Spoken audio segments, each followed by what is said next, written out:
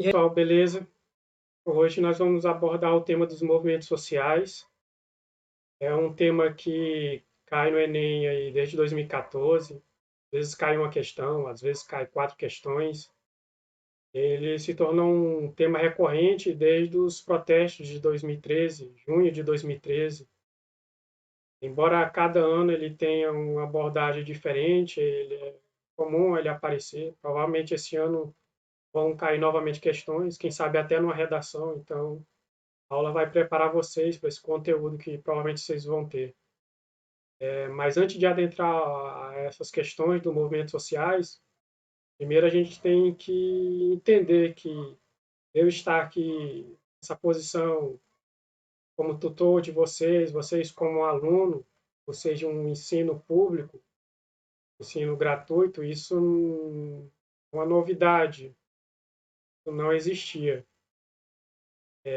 Esse modelo que nós conhecemos por educação pública, ele foi desenhado, ele foi pensado, ele foi estruturado a partir da cultura intelectual do iluminismo, também nas concepções econômicas da Revolução Industrial. Até a metade do século XIX, não existia uma educação pública, uma educação gratuita.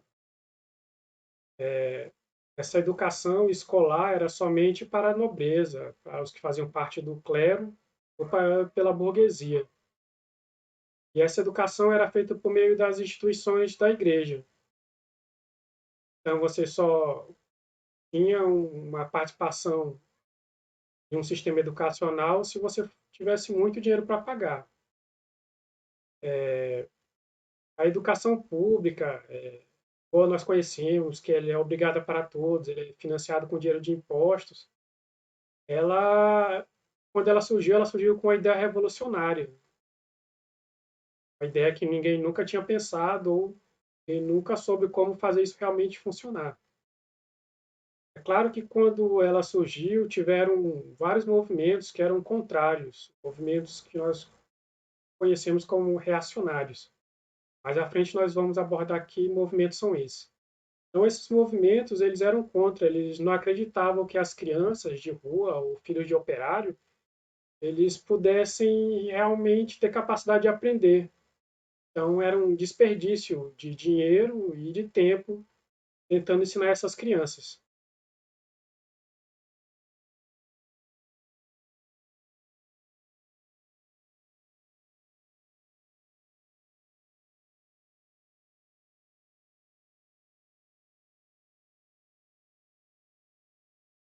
Já deu para agora nos localizar, né? De onde a gente veio, onde a gente está. Então, agora a gente vê para onde a gente vai. Então, os movimentos sociais, a definição dele mais simples, e eu acho que é a mais interessante para vocês, que são ações coletivas que têm o objetivo de manter ou mudar uma situação.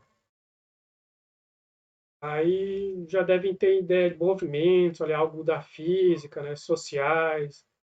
Não está totalmente cabido de sentido. Esse movimento é algo que tende-se a deslocar, algo que tende-se a se manter. Mas então as pessoas se movimentam, é isso? Não, não é bem isso.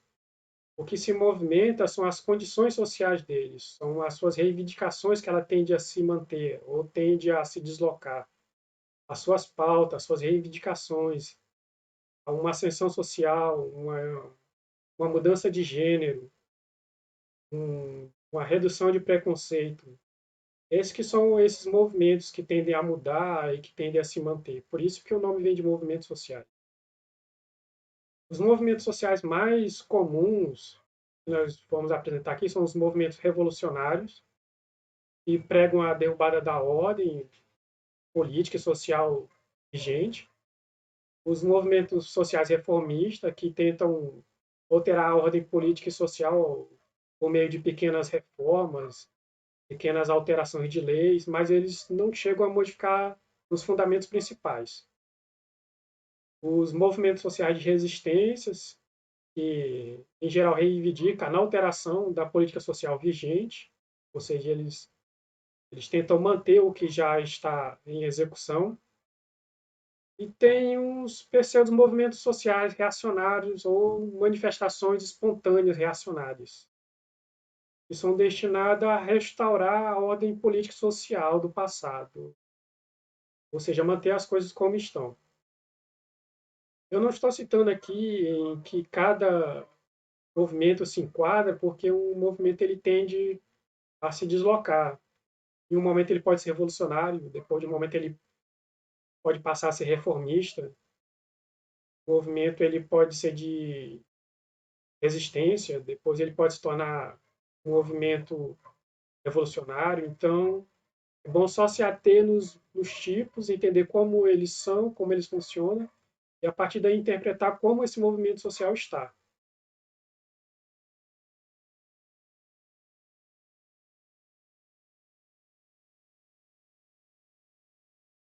O movimento trabalhista ele surgiu das lutas travadas pelos operários, proletários, durante a Revolução Industrial, ali no século XVIII, ali século XIX.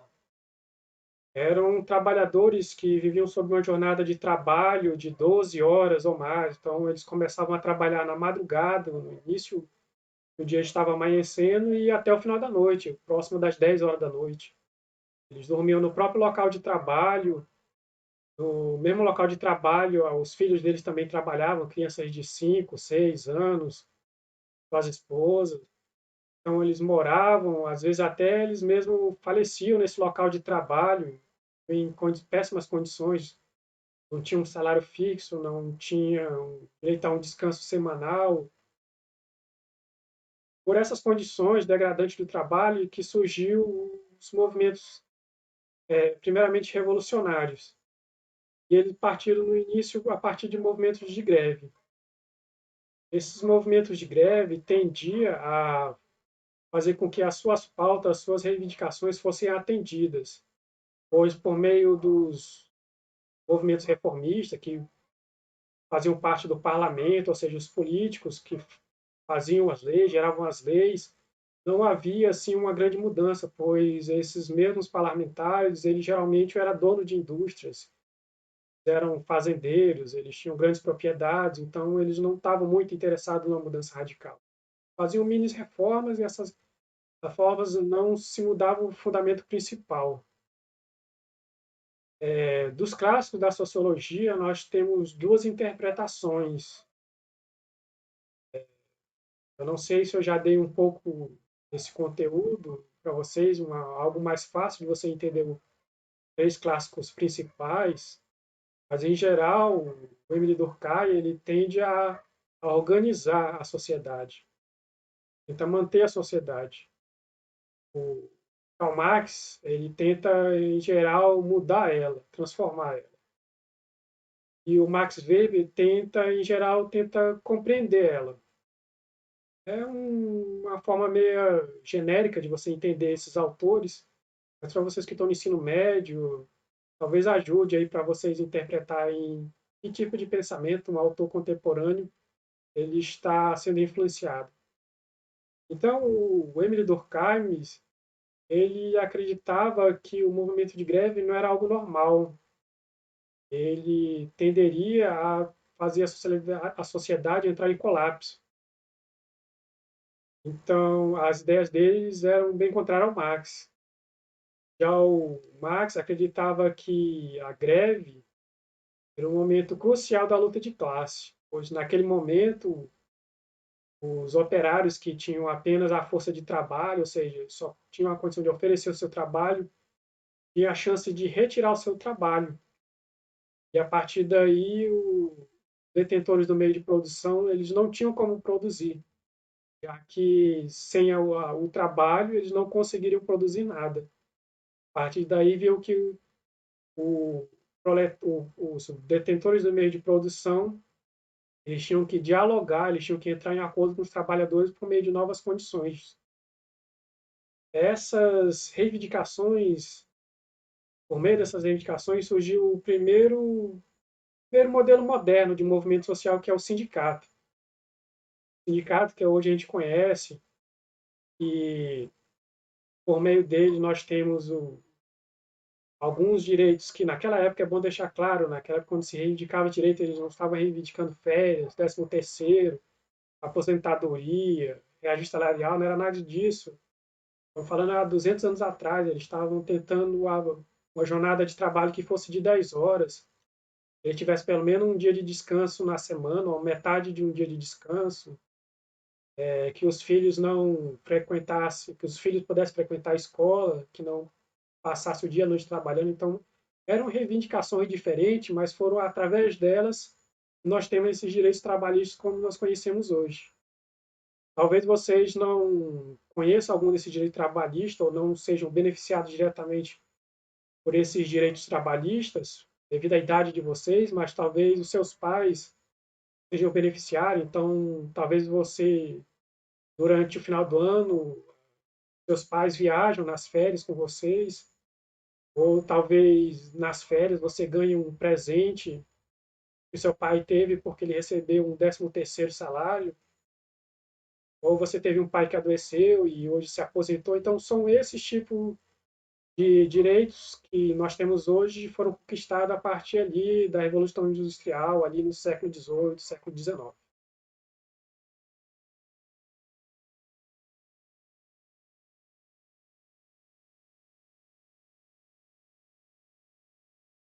Outro movimento social importante é os movimentos étnico-raciais. Os movimentos étnico-raciais, eles surgiram ali das sociedades pós-coloniais, pós-escravocrata, Estados Unidos, Brasil, África do Sul. Eram locais que a escravidão ela se tornou um meio, uma forma de se obter lucro, de forma muito avassaladora, e por isso são,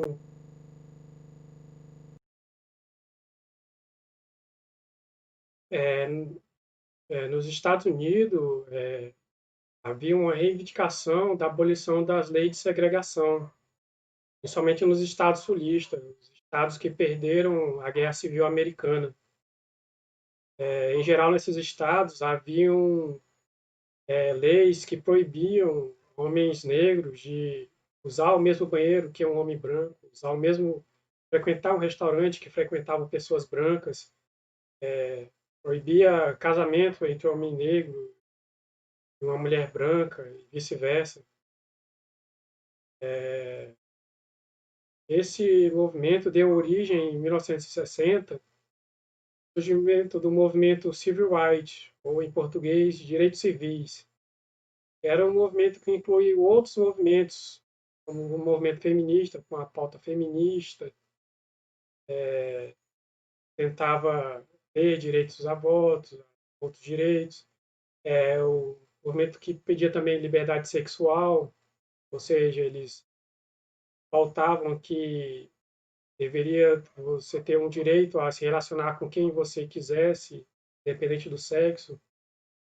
Existia também os movimentos pacifistas que queriam o fim da guerra, conflitos que aconteciam no Vietnã do Norte, entre Estados Unidos e Vietnã do Norte, os conflitos que aconteciam entre os Estados Unidos e alguns países aqui na América Latina, Bolívia, Nicarágua. E em si já eram conflitos ali entre os Estados Unidos e a União Soviética. E também havia também os movimentos que pautavam pelo meio ambiente, pois naquela época o processo de industrialização já começava a aumentar a poluição através das fábricas, começavam a haver desmatamento, principalmente aqui no Brasil, para abertura de estrada, construção de grandes empreendimentos como usinas hidrelétricas, como construção de usinas nucleares. Então, era um movimento também que estava junto com os movimentos negros, feminismo, o de liberdade sexual, o pacifismo e do meio ambiente. Isso resultou em uma nova forma de movimentos sociais, e pode também ser incluído como formas modernas de movimento social. Um dos grupos do movimento social mais conhecido naquela época eram os Panteras Negras. Os Panteras Negras adotavam com as atitudes mais de confronto direto. Então, se houvesse um assassinato de um negro, houvesse uma violência contra um negro, eles reagiam à mesma altura, davam na mesma moeda quando eles se sentiam agredidos. Também outro grupo muito conhecido era o grupo dos integrantes do pastor luterano Martin Luther King. No entanto, o Martin Luther King e o seu grupo, o seu movimento, eles eram reformistas, tendiam a fazer essas alterações por meio de mudanças na legislação, nas normas, mas nem sempre eram tão passivos assim. Eles também tinham os movimentos que eles fechavam prédios públicos, eles se aglomeravam na frente, não deixavam ninguém entrar, ninguém passar. Mesmo quando a polícia batia neles, atirava neles, eles não revidavam. De uma forma que eles tinham de protesto. Era uma desobediência civil não violenta. Outro movimento negro também muito conhecido foi o que ocorreu na África do Sul contra o apartheid, que era também uma segregação entre negros que são originários do país africano contra os colonizadores ingleses e holandeses. E faziam algo parecido com as leis dos Estados Unidos, as leis de segregação.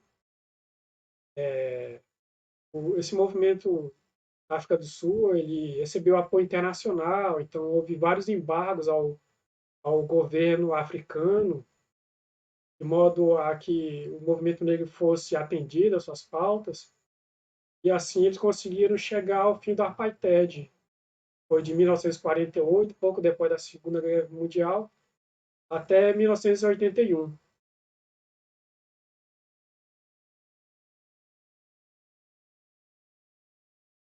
Aqui no Brasil e nos países da América Latina, uma das características é que foi mais pautado em questões no campo de reivindicações sociais e no campo jurídico. Um desses resultados foi a criação das ações afirmativas, que tendem a atenuar a desigualdade entre negros e brancos. Também dá uma contrapartida à população negra que foi explorada durante tanto tempo, uma forma de compensação, mesmo que muito irrisória. Outra também característica aqui das conquistas do movimento negro são as cotas raciais, principalmente nas instituições federais e em alguns concursos públicos. Outro também legado dos movimentos negros aqui no Brasil é as reivindicações para reconhecimento da cultura negra, do seu legado que ele deixou aqui, as suas tradições, os seus símbolos, os seus credos.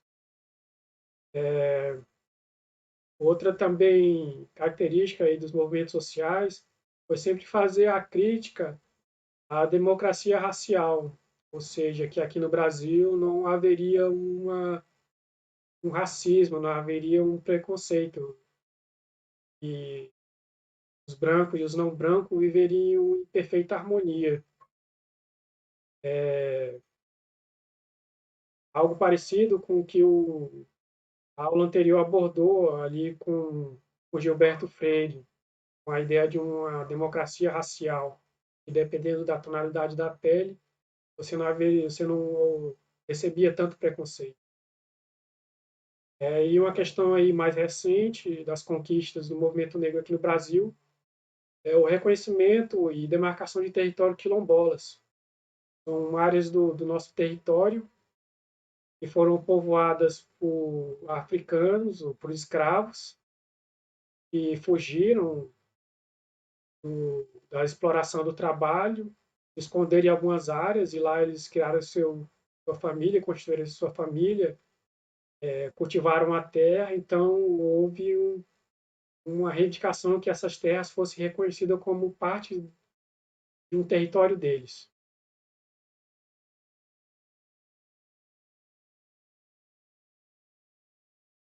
Outro movimento muito conhecido também é o movimento feminista, que não é apesar dele estar na ordem, ele ter vindo depois do movimento negro, ele não é um movimento recente, ele teve grandes participações durante a Revolução Francesa, porém ele como movimento social ele ganhou força mesmo a partir de 1960, de 1900 a 1960. Ele pautava a igualdade política e jurídica, ou seja, que as mulheres teriam direito a votar, as mulheres teriam direito também a ser eleitas, que as mulheres teriam direito a divórcio, que as mulheres teriam direito a ficar com as crianças caso elas se divorciassem. De 1960 a 1980, já havia, a gente chama de ações. Durante de 1960, já a pauta do movimento feminista era um direito reprodutivo, ou seja, ela ter o direito de usar anticoncepcionais caso ela não quisesse engravidar, ela ter o direito de não ser obrigada a casar, também questões relacionadas ao mercado de trabalho, oportunidades iguais de acesso ao emprego, de salários iguais aos homens, e também uma tentativa de remover os estereótipos femininos presentes na TV, no cinema, nas músicas, na qual a mulher sempre tem um papel de vítima, um papel fraco, um papel de que ela sempre era dependente do homem, ela dependia de um homem rico para ter uma ascensão na vida. Então, tentando quebrar esse estereótipo que se formava na indústria cultural sobre as mulheres, também era uma das pautas. Como consequência, o movimento social feminino ele se aproximou dos movimentos hippies, que eram movimentos que pautavam na paz, no amor, em vez das guerras, e também nos movimentos pacifistas, que queriam o fim dos conflitos dos Estados Unidos e do Vietnã do Norte, e os outros conflitos que os Estados Unidos estavam envolvidos aqui na América Latina. Já de 1980 até atualmente, você tem a terceira onda. O nome correto que eu quis dizer era onda, tá, gente? De 1900 a 1960 era a primeira onda, 1960 a 1980 a segunda onda e de 1980 até os dias atuais a terceira onda. Essa já é pautada em questão de gênero no sentido de construção múltipla, vamos essa concepção bipolar, só existiria homem e mulher.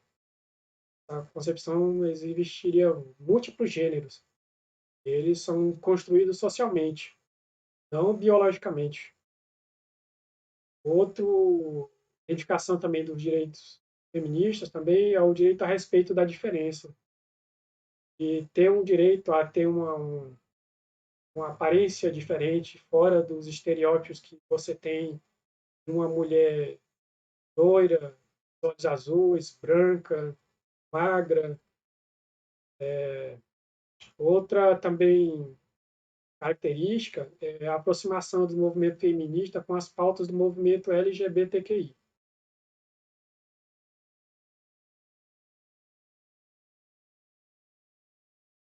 Aí o último movimento sociais, abordou aqui uns principais movimentos, existem vários, mas esses que nós abordamos aqui, devido ao tempo, são os movimentos sociais mais conhecidos, são o movimento social dos trabalhadores sem teto, ou dos movimentos trabalhadores sem terra, e dos povos tradicionais. Esse tipo de movimento ele é mais característico na América Latina, devido à nossa origem ali de camponeses, de povos tradicionais, que são os indígenas, os quilombolas, ribeirinhos. Então, eles têm lutado, em geral, por conquistas de territórios. Em 1984, foi criado o MST, e tem inspiração marxista. E, inicialmente, eles eram revolucionários. Com o tempo e conforme eles foram se organizando, eles foram tornando mais um pouco, não reformistas, mas eles foram se organizando mais através de instituições. E esse modelo, uma das características, ele se opõe ao modelo de colonização e reforma agrária da ditadura militar. Então, durante a ditadura militar, havia um modelo de colonização, como ocorreu aqui em Rondônia, e eles davam terra a pessoas que não precisavam de terra. Ou o modelo de reforma agrária que eles propunham, reforma que, em vez de distribuir as terras para quem não tinham, eles aumentavam as terras para quem já tinham as terras. E de 1990 até os anos 2000, uma das características do MST era a ocupação de propriedades improdutivas e prédios do Ministério da Agricultura e do INCRA. As propriedades improdutivas são aquelas que não produzem, que não criam nada, que não cultivam nada, que não plantam nada. Propriedades que, em geral, ficam lá esperando a valorização, ter um, ter um valor maior para se poder vender, ou para se criar, para deixar o gado passeando por ele. Do ano 2000 até os dias atuais, os povos tradicionais, indígenas, quilombolas, ribeirinhos, tentam enfrentar os grandes projetos de infraestrutura, como estradas, pontes, hidrelétricas. Eles alteram seus territórios. Então, uma estrada que corta um estado ao outro, ele tende a passar por uma terra indígena, ou a construção de uma ponte leva diretamente a uma terra ribeirinha ou quilombola, e de lá, essa mesma estrada e essa ponte que permite que eles também se desloquem mais facilmente, também permite que caminhões repletos de madeira, derrubada da floresta, também consiga passar. Da mesma forma, as hidrelétricas, que elas inundam várias áreas que moram várias pessoas, vários povos que moram lá há centenas de anos em suas terras alagadas para a construção de uma hidrelétrica.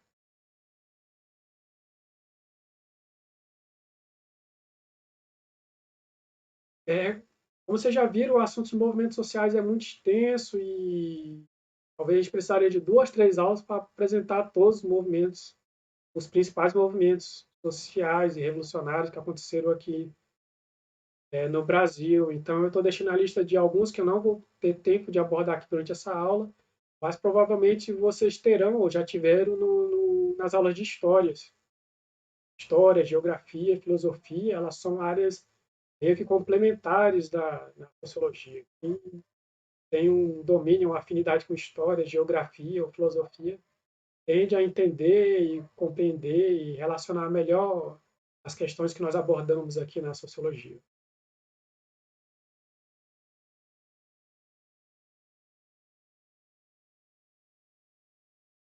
Então, por fim, eu encerro abordando o ciclo dos movimentos sociais.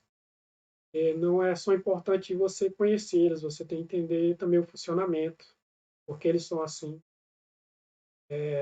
Uma das formas de entender esse ciclo é a partir da primeira fase dos movimentos sociais. E eles surgem, em geral, de uma emergência, surgem do nada, surgem de forma abrupta, em geral com poucos integrantes e de forma não organizada. A segunda fase é uma fase de consolidação, começam a se tornar conhecidos. Cresce o número de integrantes, assim como também cresce a divergência entre os grupos. Os grupos moderados, né, aqueles grupos reformistas que tentam mudar através de pequenas reformas nas leis, nas legislações, nas normas, e os grupos mais radicais, os revolucionários.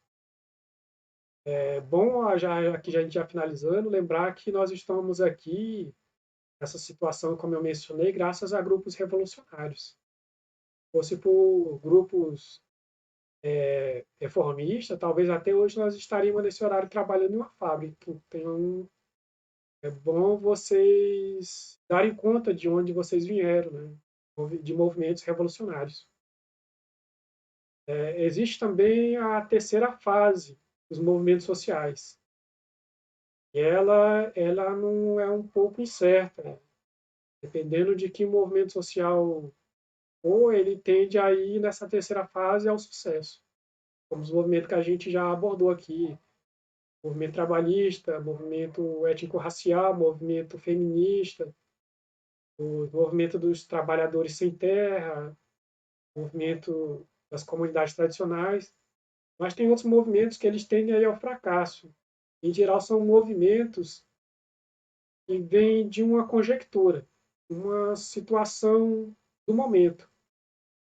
São movimentos que, por exemplo, o movimento do passe livre, o movimento que queria a redução do custo do transporte. Era um movimento grande, só que depois de atendido as suas pautas, ele se desintegrou, ou ele integrou a outros grupos.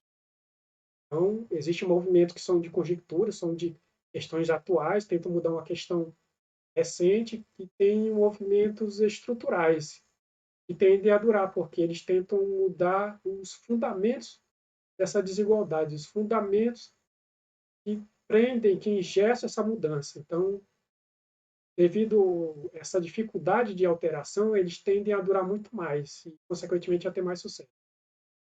Outra fase que também pode acontecer é da cooptação. E você junta um movimento com outro movimento social, se mesclam, eles pegam pauta de outros. Há também uma outra fase que pode acontecer, a da repressão. Alguns movimentos sociais eles passam a ser perseguidos, passam a ser criminalizados. Infelizmente, no Brasil, a gente não tem assim uma forma tão radical essa repressão, embora alguns setores da sociedade gostariam de criminalizar, por exemplo, o MST e outros movimentos sociais. Outra forma também de você, ou outra fase que pode haver dos movimentos sociais é a normatização. Eles se tornam sindicatos, eles se tornam instituições, passam a ser regidos por norma, por leis, por códigos de ética. E no final eles tendem, em geral, a ter um declínio das pautas iniciais ali do início. Eles tendem a ser substituídos por novos movimentos, novas pautas, ou eles são reformulados à luz de novos tempos, anos de novas décadas, com novas concepções, de novas demandas, como é o caso que a gente abordou das três ondas do feminismo. Se for ver, é o mesmo grupo, e eles foram tendo novas pautas, novas reivindicações, consequência das mudanças dos tempos. Não é que ele deixou de existir, ele só foi se transformando. Então é isso, pessoal. Por hoje a aula é isso. Já passou até do tempo. Gostei de estar aqui com vocês. Sabe, a gente continue na próxima. Até lá.